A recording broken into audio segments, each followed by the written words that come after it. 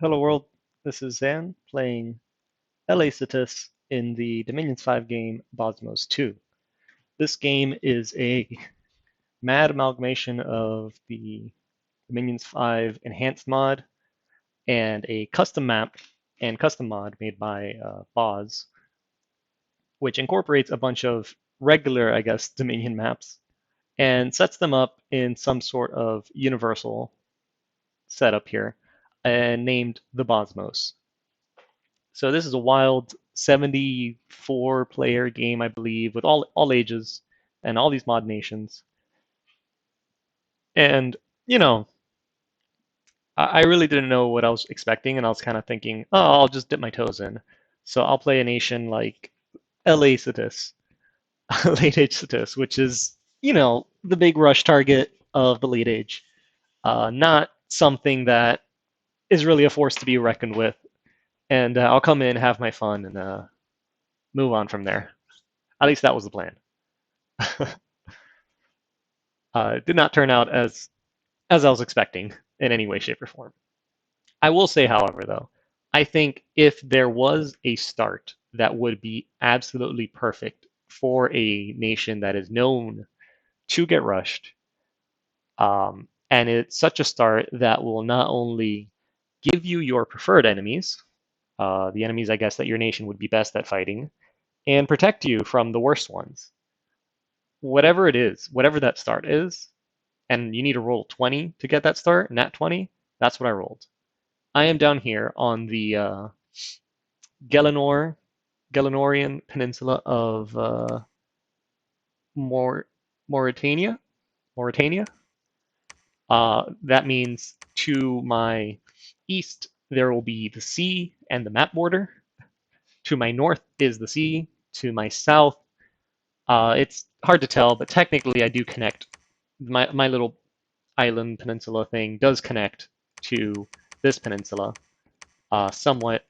The islands do connect all over.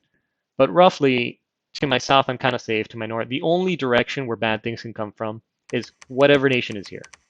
Granted, now, on the flip side of that, uh, if like some super hellblessed nation is here and I was playing it, I don't care who's on this island. I will come and kill you for the same fact of this is kind of like the map border.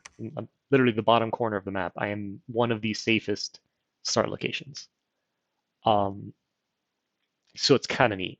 Now, I will upload as many of these as I can until because as the game progresses, there is this bug going on with like commander selection lag. In fact, you can even see it right here. It takes a second to just clicky. And it does get worse as the game progresses. Now, the bug has been identified. A wonderful person called Loggy has been able to identify what's causing the vast majority of the lag, and has actually he and Maryland have gotten it to Winter's attention with Lucid's help through a video. So it's kind of like a team community effort, and Winter's actually working on patching that as I recorded this video. So hopefully by the time I get to the turns where it gets really, really bad, um, that will have been patched out. The last thing I'll say about it as an overview, I guess, kind of the game, I personally really have enjoyed this game just because it's given so much lighter of a feeling in the game. It's not as sweaty or try-harding as you're trying to win because winning is difficult. It's going to take a while, and there's a lot of people that you won't ever even fight them. So there's this sense of like community and trading with each other that I haven't really seen, in a normal uh, 12, 14 player game or whatever. So this 74 player thing has actually been kind of cool. There's a lot of memes. There's a lot of lighthearted crap talking. It's been a lot of fun. So finally, to finally start turn two, the longest turn two ever.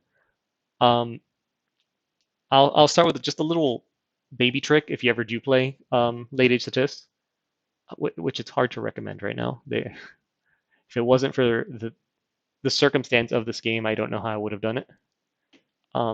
One little trick though is the nation itself has the undead reanimator tag. So any undead that is your prophet can reanimate. So a little baby trick to do at the beginning is summon whatever undead you can. Since this is Dominions Enhanced, they get this Tomb King, or not Tomb King, Tomb Prince for 2 Death Gems. It's essentially a Mound King for a little bit cheaper and at rank 0. In a real game, or not in a real game, in a vanilla game, you might not have access to that, but it's really easy to go to level 1 and get a Black Servant, and then you profit that person. So one thing though, I got most of these saves straight through the Discord bot on Clockwork, so most of my commands aren't in. So very similar to the Arithea game, to what I actually do, that'll be more present in the next turn. But for turn 1, all I did was really summon this guy and leave the real Ballin, my Pretender God, at home to research, because that's an absurd amount of research that he's going to give. And I kind of want him to get to Enchantment 2. Which, right, the other thing about this game, it is on slow research. That is why it's 100 research points to get level 1, not 50. And mind you, this guy's an Awake Expander. I probably could have sent him out turn 1. However, if I remember correctly, my Dominion, because when you start the game, your Dominion's usually in one other province than your capital. My Dominion was, I think, in one of these 2, and this guy can't cross the rivers. Absolutely not, cannot cross rivers. Weird. So I didn't want to risk him going out, because part of my bless is Hardskin. It is Hardskin. And I really can't risk this guy dying. Late Age Ctis expansion is bad. And then I probably make it even worse by not doing it correctly. So I really use Awake Expanders as a crutch. And in this game, if I would have lost this guy to Indies, I don't know how it would have happened, given his hit points and regen and all that fun stuff. But if I did, I would have been in a ridiculous amount of trouble. So I kept them in capital. All the Pretender names are here.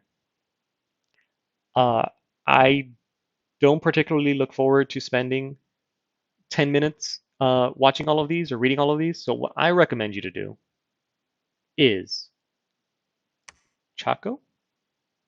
I believe it's Chaco. Oh, look, perfect. I'm free. I don't have to click. Most of these don't actually work. Chaco is being played by The Distant Horizon, who's also another good Dominions 5 YouTuber. Totally recommend. In his video, he does his turns live, and he goes and reads through all the prophet names. So if you want the prophet names, 10 out of 10, do recommend go watch his videos. Yeah, there's too many. I'm not even going to try, and then half of them don't even work. So, oh, I know how you're supposed to get it. If you click it this way. So Utgard is this is Grippa for life. I'm going to single him out again for being a big meanie. He played Man in the Arithea game and Miklin in the Stairway to Eternity game. So he named his prophet Ctis. This is a pretty bad place, and it's the prophet of his god, which is Ctis. What a punk. Lucid's also here somewhere as middle relay. So we have a few big names playing this game. There's Maryland's around somewhere. Nick Knight. It's just a fantastic lineup, and then just oodles of people. Anyways, let's move on to turn 3. Or not create world. Turn 3. Or hopefully, I get something done. Okay. So we have our first fight. So for expansion, usually the first turn I like recruiting just a more of not the city guard, these guys, the light infantry, because resources are tight. Because if I'm not sure if I went over it in my Pretender design build, it's been a minute between then and now. I go Sloth 3, Turmoil 3 because I don't need money, which is a lie. I absolutely need money, and where I'm at in the game right now, I am willing to trade my soul to whatever devil will take it for more gold. But coming back to the main thing is the first turn I tend to recruit some more light infantry because 5 protection is okay, defense skill 13 is okay, and then whatever's left I buy a ton of poison slingers Because this is what's actually going to kill. Your units with their 13 damage spears aren't going to do jack to anybody or anything. But the poison slingers will kill things. Even if you fight heavy cavalry, by the time the heavy cav rout your units, because your units cannot fight heavy cavalry, they will die at the end of the battle to poison slingers. So it kind of secures the province for the next time. And then over here we have the real Ballin, who my dumb, I gave him air shield because I swore that I thought that the Indies were going to be late age Indies, but we're actually playing in the middle age settings. So I went with one path of air to get air shield instead of one path of water to get foul vapors. I'm an idiot. But for expansion, and again, I just want us to be as cautious as possible in expansion, he just runs people over. Most of them didn't even get to swing because of the awe. And whatever did swing, he'll just angle vines, wow. Whatever did swing and hit, he'll just regen it through it. Because it's very light. It's 5% regeneration, but that's still about 13 a turn. Alright. We have a few laggards, me being one of them. So in response to Grippa for Life's attack on me, I have named my prophet Utgard. And unfortunately, Utgard does survive a while because all Utgard's going to do for the next 40 turns is reanimate chariots and hopefully help out my expansion. Which, so the goal of my lizard expansion, really, is more to secure my inner borders and more importantly, get me resources in my capital so I can build units. You see, now I'm switching to City Guard, that I have something that looks like resources in my hand. Whereas my Pretender God has a different job, because on Galanor, there are these ports, these port provinces, denoted by the boats, that connect to almost all of them, almost every other port province. See, like this one's an exception. The lines pass through it, but this province does not go to this province. That's relevant later on, promise. But for now, this one can go down here, which could go up here, and they all just connect to each other. Oh, this one's another exception. But for example, if I sent him here this turn, right now I'll send him here.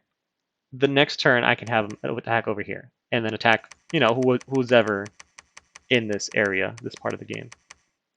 So to me, these port provinces are the key to defending and securing my little island. I don't need some dingus from this corner of the map down here coming over and taking spot on my island. Because honestly, I have no way to do anything about it because I am late Ctis, and early on, things are rough. Right, so that'll be the quickie on turn 3. Let's go up to turn 4. A few more prophets and a battle in Canaan. Just Pretender God again, this time versus a bunch of knights. So it doesn't get spookier than this. I mean, it could have crossbowmen. They tear through them real quick. All the lance charges, but now that those lance charges are gone, it's time for him to regenerate. And his terrifying face lights up whenever he crushes people under him.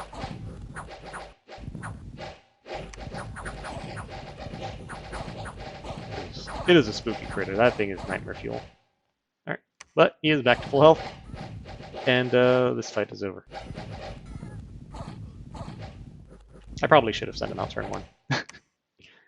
And then research-wise, I'm going enchantment 2 because I want to... I'm being so cautious, it's dumb. I need personal regeneration so that he absolutely doesn't die. Now, one thing that I do know is I saw this province at this time with the Lamias, and I wanted to be cautious, again, on what might be in there, what special indie pop types in there. If they have a guy with a great sword or sharpness or something crazy. It actually it gets led by a Lamia queen, and Lamia queens have their weapon, their default weapon, feeble minds on damage. Do not send your awake expanders into them. It doesn't hit very hard, but if it hits you for even 1 point of damage, your awake expanding Pretender God with whatever bless is now feeble minded. Don't do that. Don't do that. Anyways, oh, and let's take a moment to my first chariots in the game. These are going to be a very important unit you'll see a lot more of in the future. Everyone I talked to in this game mostly still believes, but they're starting to get around to it. I couldn't help myself. But for the majority of the game, I let people think that, kind of what I'm telling you guys, that Ctis is weak. I got nothing. All I got are some skeletons, whatever. And anytime I've talked to them, they're just like, oh yeah, well, whatever. Chariots, undead chariots, they're easy. Like, no, guys. This Tomb Chariot is an elite troop with 13 defense. It's a shieldless 13 defense, 12 attack, 2 hits for 15 and 20 slashing damage. It's got, the typical undead palette here. It's not amphibious, mind you. Important. So it can't cross rivers or go underwater. And yeah, it's got 7 hit points. But, I mean, for essentially a long dead, this is pretty good. This is pretty darn good. A size 4 trampler that, oh no, you are size 4 or above, I can't trample you. Great, I'm just going to slash at you with a 20 damage falchion at 12 attack, or a 15 damage bite at 13 attack. Like, these guys are great. High mat move, that's, well, undead usually do. But yeah, these do work. These do a lot of work. Right, so that'll be turn 4. Let's move on to turn 5. And we have 2 more battles. Over here, I send the Ctisian army across the river because their units, Ctisians, do actually have swimming. And I've added a few falchineers to the main squads to actually, give me some additional damage output. Maybe it was a mistake, and I should have relied more on the poison slingers because, again, I am turmoil 3, sloth 3. What I should have been doing is just make more armored spearmen who just sit there not dying while the poison slingers, do pseudo foul vapors, essentially. Foul vapors where it counts. Then in Grain Gate, Pretender God comes in, more cavalry, but so far we already know he doesn't care. Man or horse, underfoot, I trample you.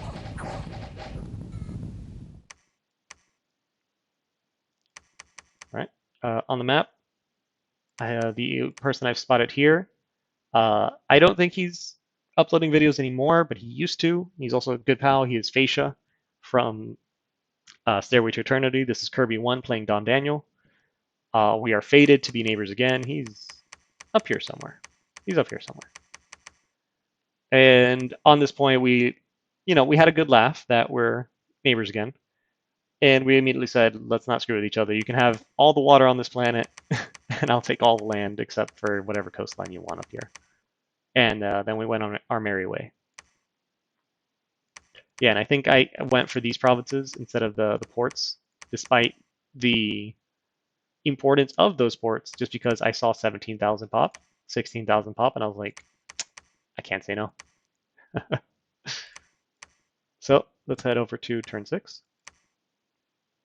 Battle in Ctis. Now I believe I'm heading down to get to the port. Yeah, it's just a bunch of deer tribe. They're just gonna get trampled. Yep. And then in Bayville. So the northern port, I didn't double back for it because the map move on the Emperor of Sands is very bad. And I would have essentially wasted a province. Because he would have been moving through just friendly territory. So I said, all right, if I want to get back up to Bayville, I have to go through the southern port. So in the meantime, I'll just send my Ctisian army over, see how they do. Unfortunately, I don't have enough units due to, again, my terrible scales. So these militia do end up flanking my poison slingers, who have absurdly low defense. So even though they're militia, they're going to come in and kick my butt. This guy, if he was the prophet with additional hard skin, maybe he can hold them off, but he isn't. So he gets killed, and the mass drought happens. And half the humans end up dying to the poison. Yeah. It's pretty bad. So the first attempt at Bayville fails, and what should have been an easy province, just because I didn't bring enough troops, I end up failing. Yikes. And the worst part, they kept one commander alive, because if not, I would have walked in with a scout. Now we get some unexpected events where we get some gems, and we get cursed. Now, the community aspect of this game means to you, the viewer, this says fire gems, air gems, water gems, earth gems. To me, the player, when I can trade with anybody on this map, there is somebody in this list of 74 players that wants these and has death gems. So to me, this event says 8 death gems. I need death gems. Because more death gems equals more reanimators, is more chariots, is more territory, is more death gems, is more reanimators. And we discover our first problem. We find that my neighbor in this forest is Bob Barking Mad Barker, the Green Dragon. And he is part of Marverni. Now, Marverni isn't the worst matchup for me. They're absolutely famous for their. Actually, it's a pretty interesting matchup. They're famous for two things: really absurdly cheap astral mages. They are ancient Gaul, essentially. They're famous for their absurdly cheap astral mages, the Sequani Stargazer, and there's got nothing here, but they are famous also for summoning boars, and these boars free spawn just due to their upkeep free existence. More boars come out, and they are sacred. They end up being size 3, and the Marverni usually takes a larger bless to give their sacred commanders, of which most of their mages are sacred. The Sequani aren't, but the rest are. Give them more mat move. And now the boars are size 4, so I can't trample them with my chariots.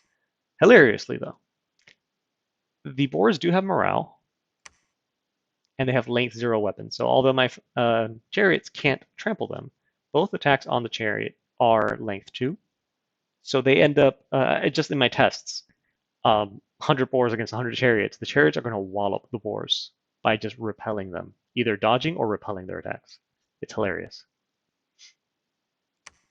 Anyways, so yeah, this is going to be the first problem, because there's no way on my little island, unless I make an outpost by going through these ports, there's no way that I could be at peace with whoever's in this forest, because then I have nowhere to go. So minor itty bitty problem on that. Okay, we'll do turn 7, and then I think we'll call it here for the episode. We have a battle in Pinocchio, where another hodgepodge of Ctisian soldiers come out, escorted by a Keeper of the Tombs, which in Dominion's hands has a corpse candle. Little 19 defense ethereal guy that's going to annoy whoever fights him, kill them by shooting them. And his main purpose of coming, 1 is this corpse candle, 2 is bringing in these chariots, because my troops need help. And with my leadership building the wrong units, they need extra.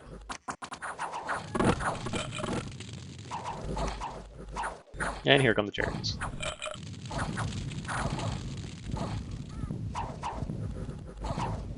Jeez. Routing already, guys. Oh, luckily they trample the commander and then come over from militia. And this is just a handful of chariots. This is nothing. This is nothing of what's coming. Okay, and then we have a battle in Igden. And again, it's just my pretender god's gonna come in. That's actually kind of spooky.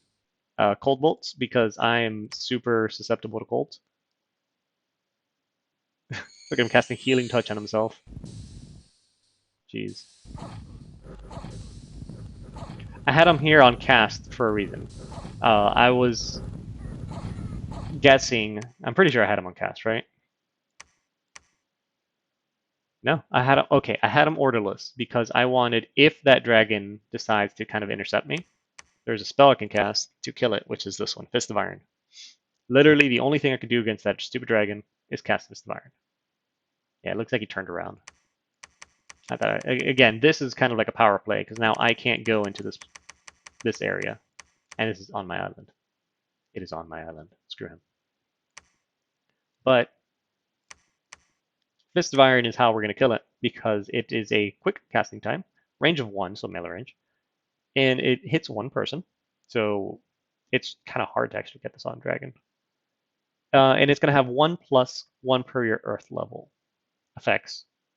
And each one of them will do 16 plus 1 for your Earth levels and add your strength. So we're going to strike 6 times. 6 times for add 5. Right. Just about.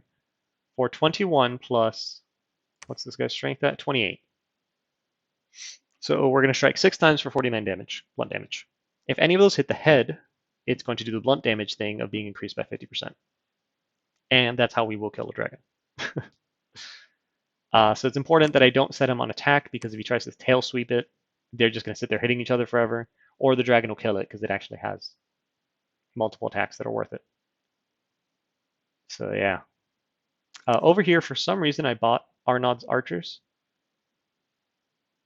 I can't remember why. I think I think I had the idea that from Pinocchio we can go into Dunvale.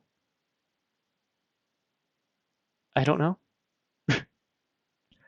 I know what ends up happening to them. I end up sending them into Bayville like an idiot, and they get killed. Cause, yeah. Whoops. Don Daniel keeps going down here, and we find out that my next neighbor is Lemuria. So the owner of this southern peninsula is the Legions of the Dead. Isn't that fantastic? We also neighbor, due to, again, these ports, Ind, who I never spoke a word to in this game. Minor spoilers. So he's up here somewhere. And I think everyone else is... No one's taken their ports yet. So we'll leave that there. And yeah, I'll see you next time in the Bozmos.